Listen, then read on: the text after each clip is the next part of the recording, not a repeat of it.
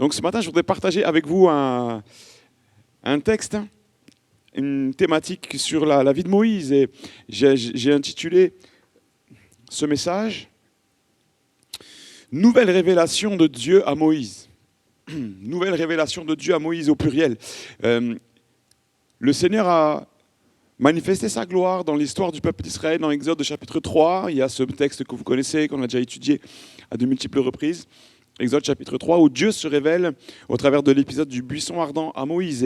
Et là, on va aller beaucoup plus loin. Donc, vous connaissez la suite de l'histoire, c'est que Moïse va aller confronter Pharaon. Les Hébreux vont sortir d'Égypte, gloire à Dieu.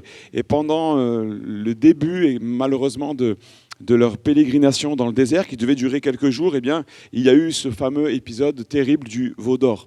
Et donc, on se retrouve là, dans le moment où nous allons lire ce matin ensemble, juste après le veau d'or. Un contexte terrible.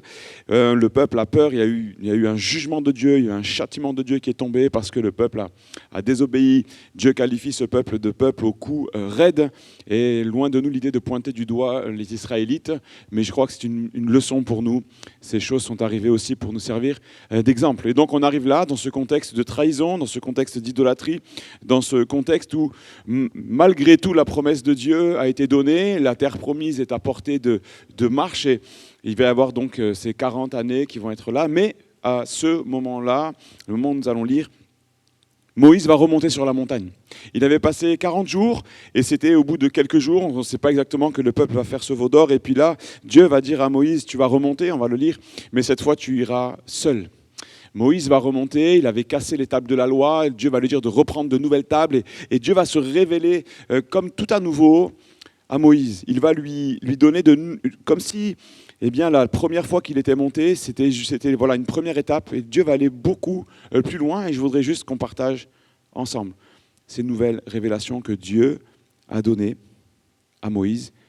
On lit dans l'Exode, si vous avez vos Bibles avec vous, Exode chapitre 33, au verset 7, Exode chapitre 33, au verset 7. Moïse prit la tente et la dressa hors du camp, à quelque distance. Il l'appela la tente d'assignation, car tous ceux qui consultaient l'Éternel allaient vers la tente d'assignation qui était hors du camp. Lorsque Moïse se rendait à la tente, tout le peuple se levait, chacun se tenait à l'entrée de sa tente et suivait des yeux Moïse jusqu'à ce qu'il soit entré dans la tente. Et lorsque Moïse était entré dans la tente, la colonne de nuée descendait et s'arrêtait à l'entrée de la tente. Et l'Éternel parlait avec Moïse. Tout le peuple voyait la colonne de nuée qui s'arrêtait à l'entrée de la tente. Tout le peuple se levait et adorait à l'entrée de sa tente. L'Éternel parlait avec Moïse face à face, comme un homme parle à son ami. Puis Moïse retournait au camp.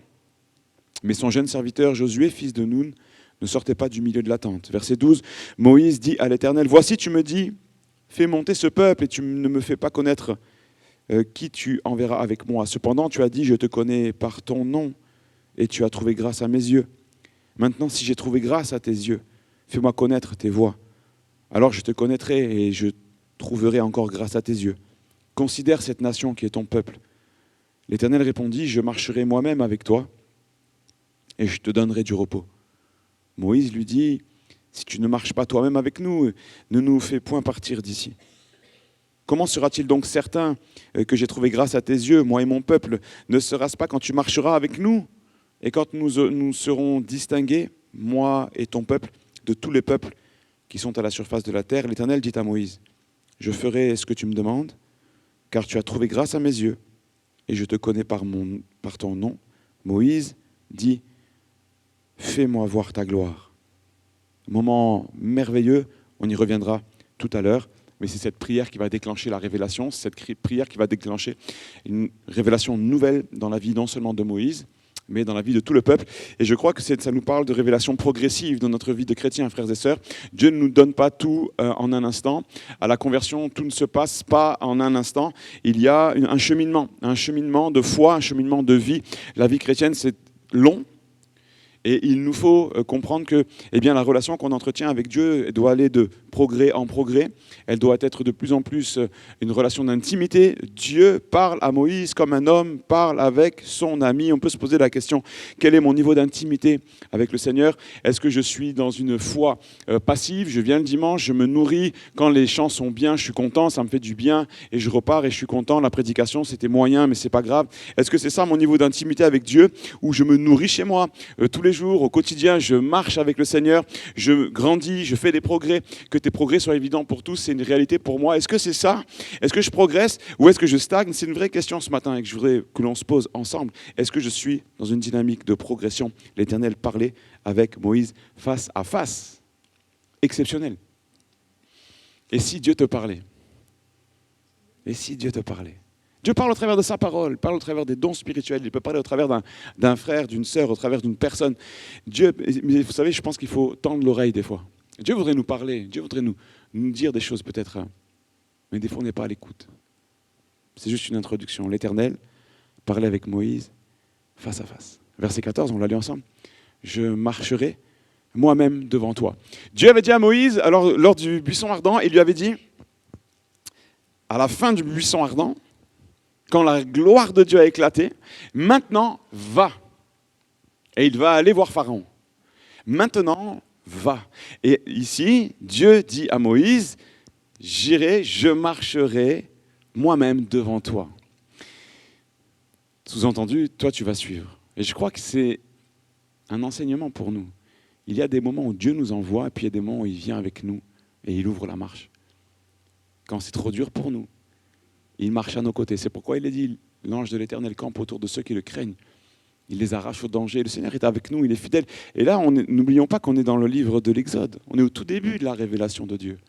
Et Dieu montre ici qu'il y a des moments où c'est moi-même. Il dit, moi-même, je vais marcher avec toi. Et Moïse, il a compris qu'il avait besoin que Dieu marche avec eux. Il va lui demander, il va lui dire, si tu ne marches pas avec nous, au verset 15, Moïse, si tu ne marches pas toi-même avec nous, ne nous fais point partir d'ici. Parce qu'il avait vu ce qui s'était passé, Moïse, la première fois. Et il se dit, il faut qu'on ait un niveau de proximité, d'intimité avec Dieu qui soit supérieur. Si tu ne viens pas avec nous, si tu ne marches pas avec nous, toi-même, ne nous fais point partir d'ici. Et puis, il y a encore, Exode 34, donc juste après, au verset 9, c'est anecdotique, mais on le lit. Il dit, Seigneur, si j'ai trouvé grâce à tes yeux, que le Seigneur marche au milieu de nous. Au milieu de nous, car c'est un peuple au cou raide. Pardonne nos iniquités, nos péchés, et prends-nous pour ta possession. Dans une autre traduction plus littérale, ça veut dire, prends-nous pour ton héritage. Mais vous avez vu, il dit, Seigneur, si j'ai trouvé grâce à tes yeux, que le Seigneur marche au milieu de nous. Et si le Seigneur marchait au milieu de nous, frères et sœurs? Des fois, on aime bien que le Seigneur soit dans une case. Une petite boîte là, la boîte du dimanche matin, la boîte de la bénédiction, la boîte de, je sais que quand un malheureux crie, l'Éternel entend. Alors oui, Seigneur, quand je vais pas bien, je sors la boîte, je crie à toi, merci, tu me bénis. Mais le Seigneur, il veut marcher au milieu de nous, dans notre quotidien, dans notre vie personnelle, notre vie de famille, notre vie d'église. Le Seigneur marche au milieu de nous, il veut marcher au milieu de nous. Je ne sais pas si vous avez tous vécu cette scène où tu es adolescent et tu marches dans la rue et tu es avec ton père et ta mère. Et tu dis, non mais c'est bon papa, tu n'as pas envie, tu vois. Tu n'as pas envie qu'il y ait tes parents avec toi. Presque ils veulent te donner la main, les parents. Et tu dis, non mais c'est bon. Mais le Seigneur, il veut marcher au milieu de nous, avec nous, nous accompagner, pas à pas.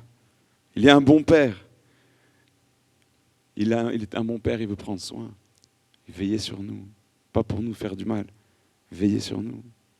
Prends possession de nous. Il dit Moïse, prends possession, ça veut dire prends-nous en héritage. Je marcherai moi-même devant toi. Moi, ça me rassure, ça. La parole de Dieu nous rassure, frères et sœurs, elle nous fait du bien, elle nous parle. Dans le livre des Actes, il est dit qu'en lui, nous avons la vie, le mouvement et l'être. Acte 17, 28, la vie, le mouvement et l'être. Marche avec nous. Dieu dit, je marcherai moi-même devant toi, mais ça veut dire, toi, tu vas marcher. Et Dieu nous donne la vie, le mouvement et l'être. Il nous permet de marcher, il nous permet d'avancer sur le chemin de la vie, sur le chemin de la foi.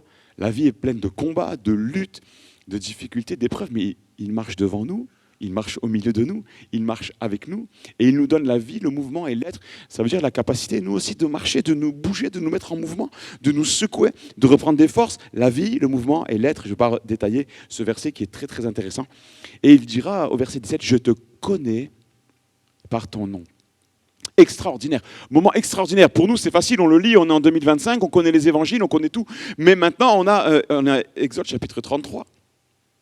Dieu dévoile ici à Moïse une intimité. Je te connais par ton nom.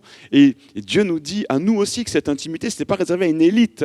Il n'y a pas de favoritisme dans le Seigneur. Il n'y a pas de favoritisme. Jésus veut une relation comme celle qu'il avait avec l'apôtre Jean, celui que Jésus aimait, celui qui était proche. On sait que lorsqu'ils faisaient leur repas, ils étaient plus ou moins en position demi-couché, demi-assis. Je ne sais pas trop comment ça s'appelle cette position, mais Jean était sur le cœur de Jésus. Il y avait une proximité. Et le Seigneur nous parle au travers de cet enseignement de Moïse. Il nous connaît par notre nom. Il te connaît toi. C'est bon ça, hein? C'est précieux. Moi j'aime bien, vous savez, quand les gens ils me connaissent par mon nom. Des fois c'est gênant. Surtout alors quand tu es pasteur, tu arrives dans l'église, il y a plein de gens. Au début c'est compliqué les prénoms. Bonjour, ça va? Oui, voilà, c'est compliqué, ouais. Mais quand quelqu'un il te parle et il ne te connaît pas, c'est vrai que c'est compliqué. Alors excusez-nous les pasteurs, hein, c'est comme ça. Mais vous voyez, tu vas à un repas, tu manges avec quelqu'un, et tu te rends compte qu'en fait, il ne s'est même pas quitté. Et tu te dis, mince, j'ai pas vraiment marqué sa vie, quoi. Il ne sait même pas qui je suis, il ne sait même pas que j'existe. Il s'en fiche. Au travail, vous voyez, un supérieur, les chefs des chefs, là, il descend dans le bureau, il te passe devant, il t'a même pas... Mais le Seigneur, Dieu nous dit, il nous connaît par notre nom. Il sait qui nous sommes, il connaît notre quotidien, il connaît notre petite vie cachée. Il est avec nous, il nous connaît. Moi, ça m'encourage de savoir que le Seigneur me connaît par mon nom, il sait qui je suis. Il connaît mes forces, il connaît mes faiblesses aussi. Il sait ce que je dois changer. Il sait ce qui doit peut-être évoluer, s'arrêter, être renouvelé dans ma vie. Ça, c'était l'introduction. Première lecture, Exode chapitre 3, versets 7 à 17. Et puis, on va aller un peu plus loin dans les révélations que Dieu va faire à Moïse. Nous lisons Exode chapitre 33 au verset 18. Vous êtes toujours là? Oui? Ah ben c'est super. Moïse dit, fais-moi voir ta gloire. L'Éternel répondit, je ferai passer devant toi toute ma bonté. Et je proclamerai devant toi le nom de l'Éternel. Je fais grâce à qui je fais grâce, et miséricorde à qui je fais miséricorde. L'Éternel dit, tu ne pourras pas voir ma face, car l'homme ne peut me voir et vivre. L'Éternel dit, voici un lieu près de moi, tu te tiendras sur le rocher. Quand ma gloire passera, je te mettrai dans un creux du rocher, et je te couvrirai de ma main jusqu'à ce que j'ai passé. Et lorsque je retournerai ma main, tu me verras par derrière, mais ma face ne pourra pas être vue. L'Éternel dit à Moïse, taille 2 tables de pierre, comme les premières, et j'y écrirai les paroles qui étaient sur les premières tables que tu as brisées. Sois prêt de bonne heure et tu monteras dès le matin sur le mont Sinaï. Tu te tiendras là, devant moi, sur le sommet de la montagne. Que personne ne monte avec toi et que personne ne paraisse sur toute la montagne. Et même que ni brebis ni bœufs ne paissent près de cette montagne. Moïse tailla 2 tables de pierre, comme les premières. Il se leva de bon matin et monta sur le mont Sinaï, selon l'ordre que l'Éternel lui avait donné. Et il prit dans sa main les 2 tables de pierre. Je termine dans quelques versets. Verset 5. L'Éternel descendit dans une nuée. Il se tint là, auprès de lui, et proclama le nom de l'Éternel. Et l'Éternel passa devant lui, et s'écria, l'Éternel, c'est fou, hein, c'est Dieu qui parle, hein. L'Éternel, Dieu miséricordieux et compatissant, lent à la colère, riche en bonté et en fidélité, qui conserve son amour jusqu'à 1000 générations, et qui pardonne l'iniquité et la rébellion du péché, mais qui ne tient point pour coupable l'innocent, et qui punit l'iniquité des pères sur les enfants, et sur les enfants des enfants jusqu'à la 3e et la 4e génération. Aussitôt, Moïse s'inclina à terre et adora. Et il dit, Seigneur, si j'ai trouvé grâce à tes yeux, que le Seigneur marche au milieu de nous, car c'est un peuple court-raide, pardonne nos iniquités. Et prends-nous pour ta possession, prends-nous pour ton héritage. Amen. Amen. Très fort ici, ce texte est très fort, il y a beaucoup de choses à dire, je ne vais Je ne peux pas tout développer, mais on va essayer pas à pas de rentrer dans la révélation que Dieu adresse ici à Moïse. La prière qui déclenche la bénédiction ici, ça a été « Fais-moi voir ta gloire ». Et c'est une prière qui est à portée de chacun de nous. C'est une prière qui, je le crois en tous les cas, quand elle est faite avec sincérité. Fais-moi voir ta gloire, Seigneur. Montre-moi ta puissance, montre-moi ta présence. Révèle-toi à moi, Seigneur. Montre-moi que tu existes. Montre-moi que tu m'aimes. Montre-moi que tu es à mes côtés. Seigneur, montre-moi que tu marches au milieu de nous. Montre-moi que tu es à l'écoute quand je prie. Fais-moi voir. Il est audacieux, Moïse, dans le bon sens du terme. Il est très audacieux. Il est waouh. Il va faire une prière XXL. Fais-moi voir ta gloire. Il n'a pas dit bénis-moi un petit peu. Il a dit fais-moi voir ta gloire. Et des fois, on devrait s'inspirer de ces gens-là. Vous voyez ? Seigneur, fais-moi voir ta gloire. Et si le Seigneur, et vous bénissez, mes amis, plus que nos petites prières, et s'il ouvrait le ciel pour nous, tandis qu'il priait, le ciel s'ouvrit. Fais-moi voir ta gloire, Seigneur. Moi, je ne veux pas limiter Dieu, mes amis. Des fois, on le limite. La routine nous fait limiter Dieu. Moïse aurait pu être vraiment découragé. Il aurait pu partir en courant de cet endroit-là, loin du peuple. Mais il s'est souvenu de ce Dieu qui s'est révélé sur le mont Sinaï, la première fois dans Exode chapitre 3. Il avait déjà entrevu des choses extraordinaires. Il avait fait une expérience extraordinaire. Exode 3, relisez-le. Buisson ardent. Mais il n'était pas rassasié. Et il savait qu'il y avait un défi énorme qui l'attendait, parce qu'il connaissait le peuple. Et il s'est dit, il faut que la puissance de Dieu soit avec moi. Il faut que je sois rempli. Il faut qu'il se passe quelque chose de fort, sinon j'y arriverai pas. Et c'est là qu'il dit, fais-moi voir ta gloire. Il prépare la suite, en fait. Et Dieu nous bénit.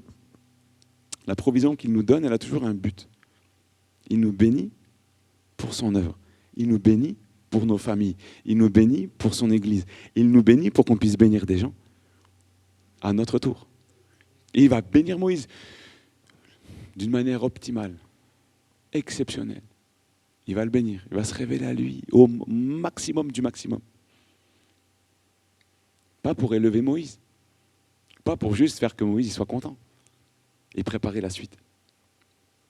Et préparer Moïse à ce qu'il restait à attendre. Ça allait être long, le combat allait être long. Mais ce moment allait déclencher la bénédiction pour toute la suite de l'aventure. Et Dieu nous prépare des rendez-vous comme ça. Dieu nous prépare des rendez-vous. Fais-moi voir ta gloire pour que la suite soit sécurisée, Seigneur. Amen. Amen. Fais-moi voir ta gloire.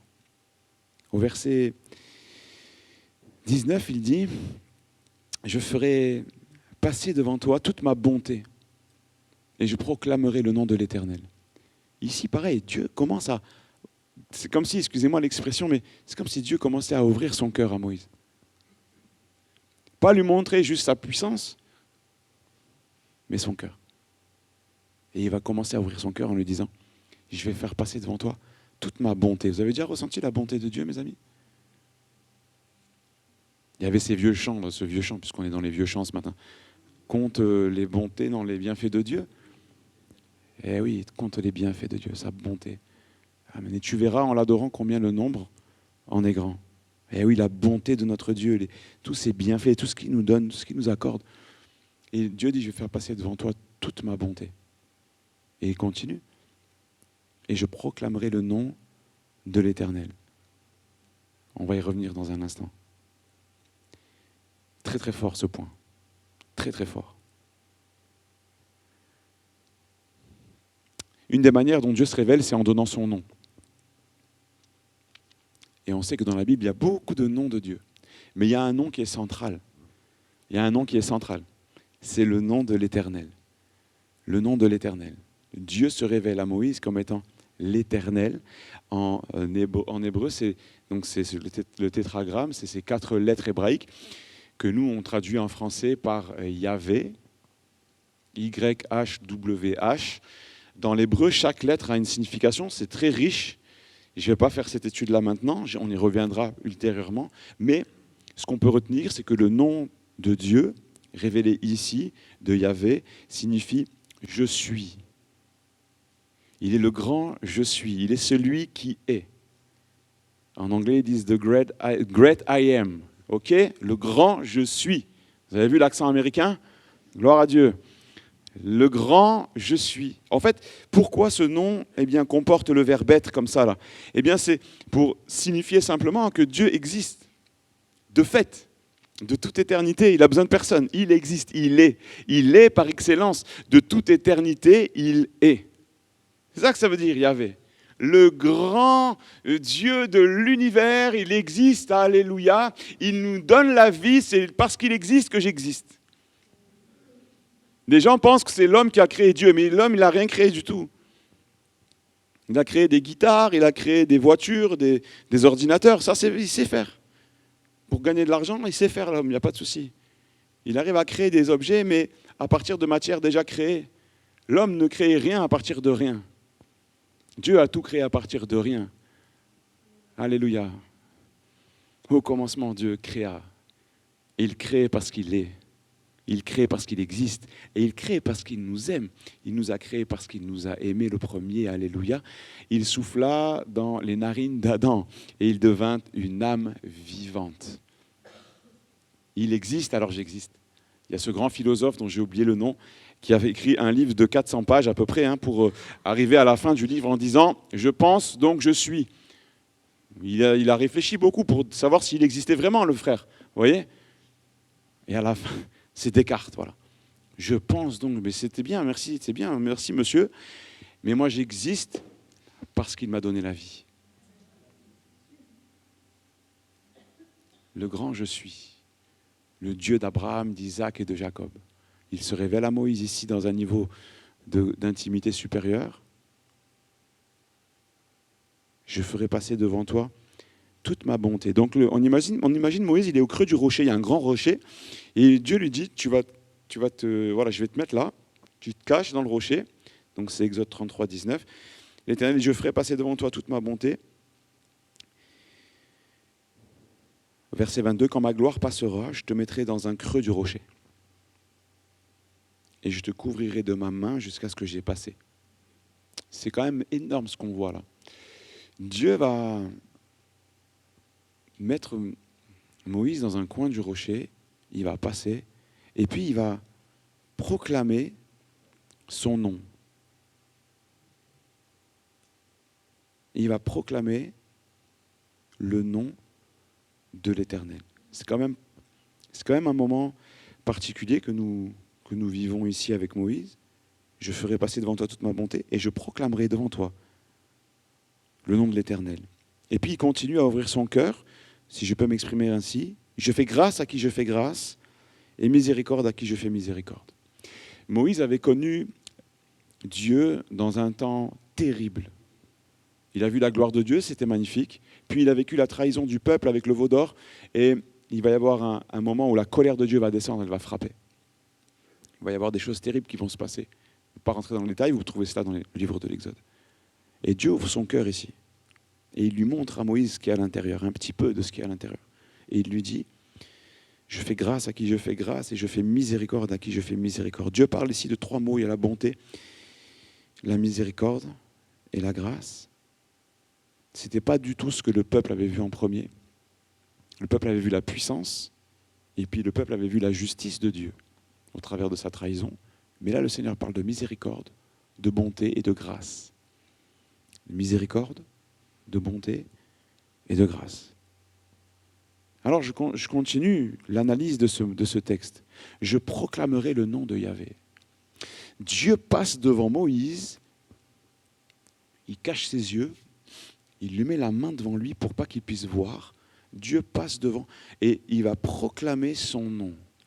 Il va lui dire, il va déclarer son nom, le nom de Yahvé. Il va le dire, le nom de Yahvé. Il va dire le nom de Dieu comme pour dire, c'est moi. Je suis. Voilà qui je suis. Si toi tu me connais, les autres pourront me connaître au travers de toi. C'est ça le mandat de Moïse, qu'il amène le peuple à le connaître. Mais je vais aller un petit peu plus loin avec vous. Dans le livre, dans l'Évangile, dans l'évangile de Jean, au chapitre 18, si vous voulez bien. Tournez avec moi. Les amis, il faut des Bibles. Alléluia. J'entends pas beaucoup de CC. Les vidéoprojecteurs, c'est bien. Ayez des Bibles en papier, à l'ancienne. Amen. Jean, chapitre 18, verset 6. Un passage particulier. On est, après Gethsémanée, Jésus est arrêté, sur le point d'être arrêté. Jean, chapitre 18, et nous lisons au verset 6, nous lisons ensemble. Lorsque Jésus, on va lire un peu plus tôt, au verset 4, Jésus, sachant tout ce qui devait arriver, s'avança et leur dit, « Qui cherchez-vous » Ils lui répondirent, « Jésus de Nazareth. » Jésus leur dit, « C'est moi. » Et Judas, qui le livrait, était avec eux.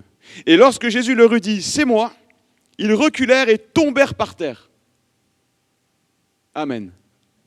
C'est énorme ce texte. Qui avait déjà capté ça? Ouais, vous l'avez déjà lu. Qui avait déjà lu? Il parle, Jésus dit c'est moi, il tombe par terre les gens. Bizarre quand même. Vous savez que le nom de Jésus est puissant, mes amis. Le nom de Jésus-Christ est tout puissant.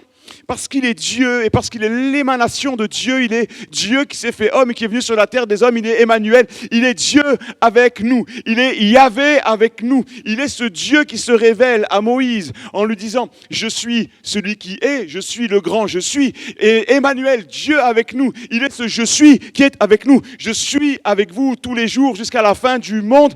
Et puis Jésus dira « Avant qu'Abraham fût, je suis ».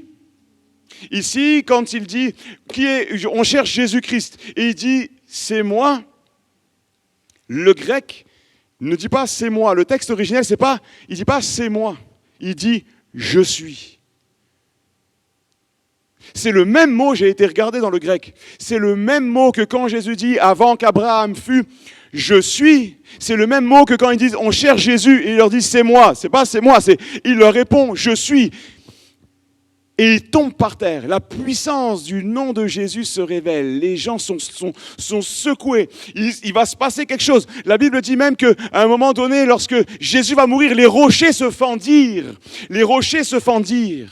Le rocher, Jésus est au creux du rocher. La présence de Dieu passe. Il prononce le nom de Dieu. Il dit Yahvé. Le nom de Yahvé retentit. Et Moïse, il est à l'abri. Et plus tard, des siècles après, le nom de Jésus, va retentir dans toute la Galilée. Les gens vont se convertir de partout. Des possédés vont être libérés. Des démons vont être chassés. Des malades vont être guéris. Le nom de Jésus se répand progressivement jusqu'en Europe, jusqu'à Rome. Il y a des chrétiens qui vont naître. L'Église naît. Elle va être persécutée. Des têtes vont être coupées, mais le Christ avance, le nom de Jésus avance, le nom de Jésus se propage. 2025, on est à Pertuis, il y a encore un peuple qui appartient à ce nom merveilleux, le nom de Yahvé qui s'est incarné dans la personne du Christ, Jésus-Christ en vous, l'espérance de la gloire. Amen. Il est en nous, il vit en nous, il vit en moi, il reviendra nous chercher, nous lui appartenons, notre nom est inscrit dans le livre de vie, nous sommes son peuple, il est notre Père, il vit dans le ciel, notre Père qui est aux cieux. Alléluia. Que ton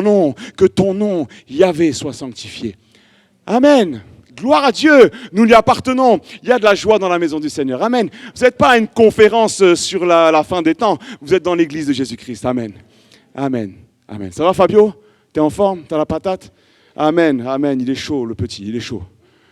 On est ensemble. On est ensemble. On est ensemble, merveilleux, ce texte est merveilleux, il leur dit c'est moi, et en fait il leur dit je suis, il tombe par terre, je vais émettre là. S'il y a des replays, Seigneur je vais voir ce petit moment là, ça devait être sympa. Je cherche Jésus-Christ, tu sais moi, bras il tombe par terre.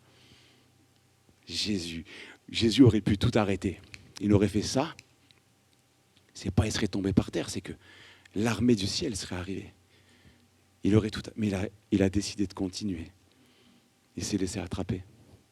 Il s'est offert comme une brebis muette qu'on mène à la boucherie, il s'est laissé faire. Et c'est ce Dieu tout-puissant qu'on a attaché. C'est ce Dieu tout-puissant qu'on a livré au bois. C'est ce Dieu tout-puissant sur qui on a craché. Il s'est livré pour toi. Il s'est livré pour moi. Ne soyons pas oublieux de ces choses. La révélation de Moïse, elle est pour nous.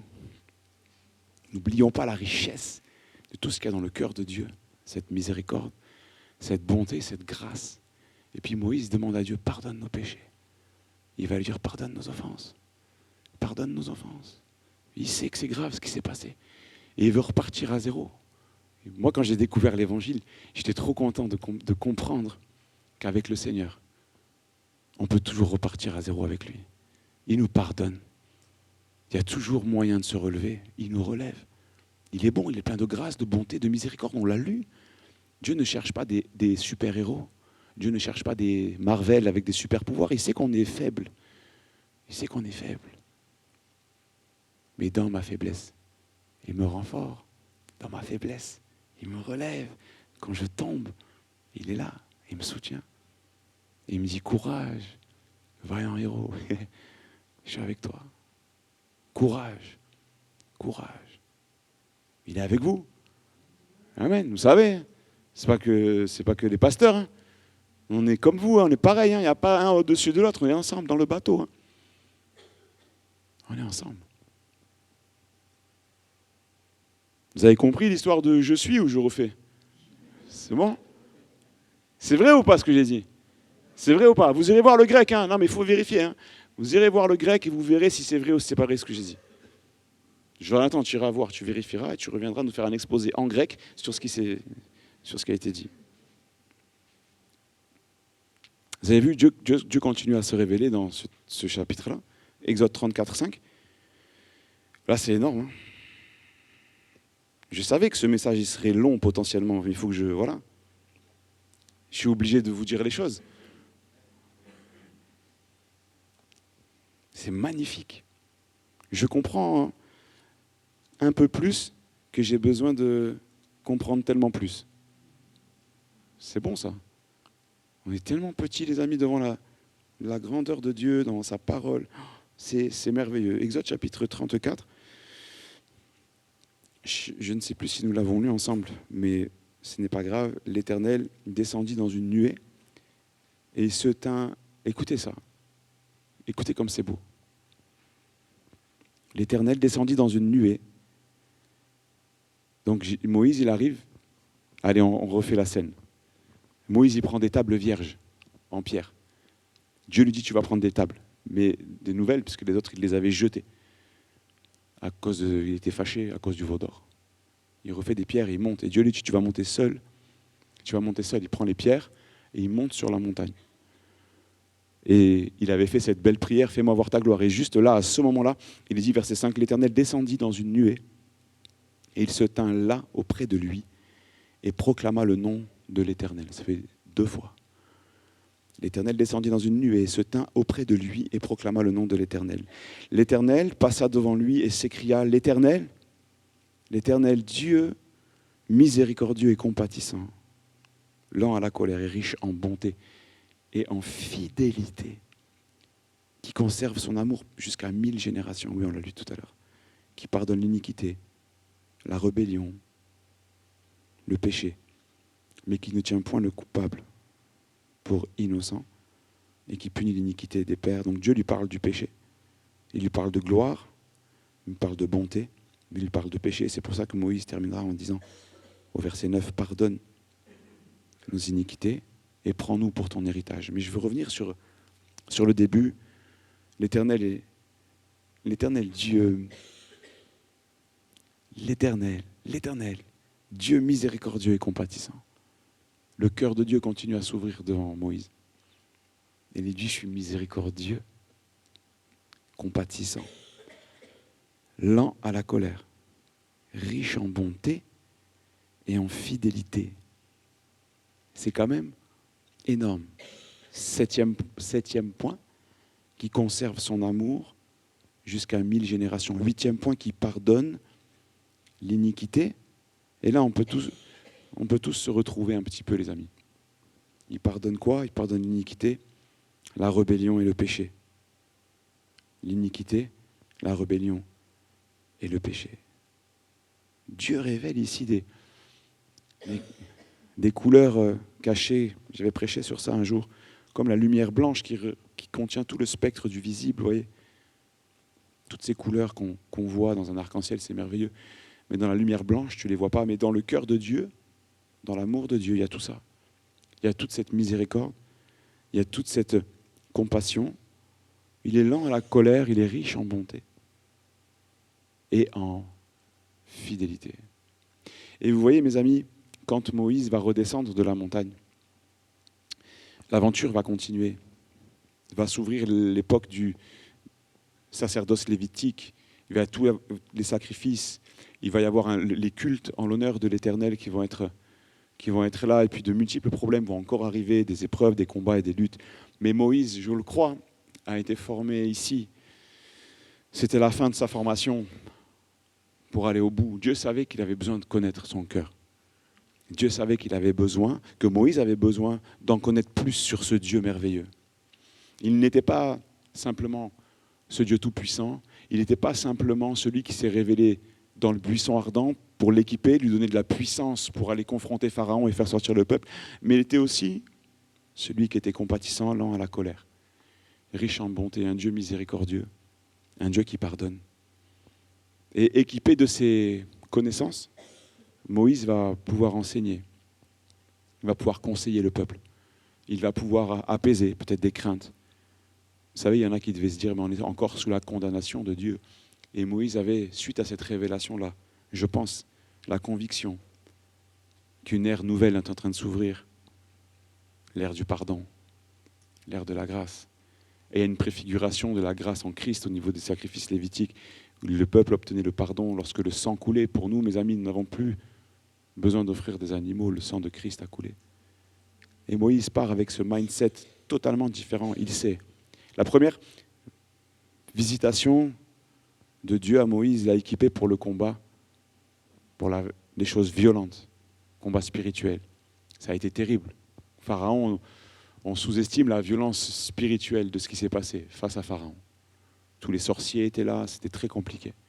Mais la deuxième révélation, cette révélation de Dieu, a été pour moi, je pense, supérieure, dans le sens où elle a permis non pas simplement la puissance de Dieu à l'œuvre, mais le cœur de Dieu s'est ouvert devant Moïse. Le cœur de Dieu s'est ouvert devant Moïse et lui-même va ouvrir son cœur au peuple pour le nourrir, pour l'abreuver de ce qu'il aura reçu comme enseignement. On pourrait dire en conclusion, on arrive à l'époque des Lévitiques, Lévitique chapitre 9 au verset 22 plutôt. Nous lisons ceci, on arrive donc là, on traverse la fin de l'Exode, on arrive au début du Lévitique, au chapitre 9. Parmi les premiers sacrifices, il est dit ceci, au verset 22, « Aaron leva ses mains vers le peuple, et il le bénit. Puis il descendit après avoir offert le sacrifice d'expiation, l'holocauste et le sacrifice d'action de grâce. Moïse et Aaron entrèrent dans la tente d'assignation. Lorsqu'ils en sortirent, ils bénirent le peuple, et la gloire de l'Éternel apparut à tout le peuple. Le feu sortit de devant l'Éternel et consuma sur l'autel l'holocauste et les graisses. Tout le peuple le vit, et ils poussèrent des cris de joie et se jetèrent sur leurs faces. Amen. Il y a ici un double enseignement final, ces sacrifices que le peuple va faire. Cette révélation de la gloire de Dieu, la présence de Dieu se révèle. Ce qui se passait caché dans la tente d'assignation, ce qui se passait caché du peuple sur le haut de la montagne va se passer maintenant là, devant tout le peuple. Tout le peuple va voir la présence de Dieu, la gloire de Dieu, et puis il va y avoir une double réaction chez le peuple. Nous l'avons lu ensemble.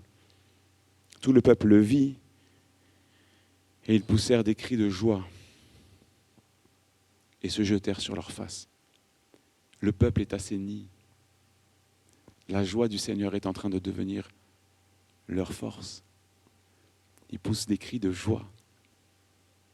Ils avaient adoré un veau d'or. Ils avaient critiqué Moïse. Ils avaient même critiqué Dieu. Et là, ils poussent des cris de joie.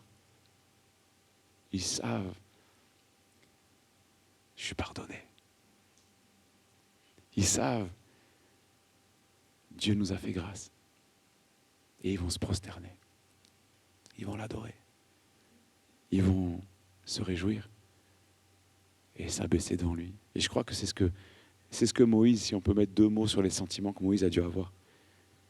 Il devait avoir de la joie dans le cœur de Moïse quand Dieu passe devant lui et quand Dieu lui révèle Je ne suis pas juste un Dieu puissant.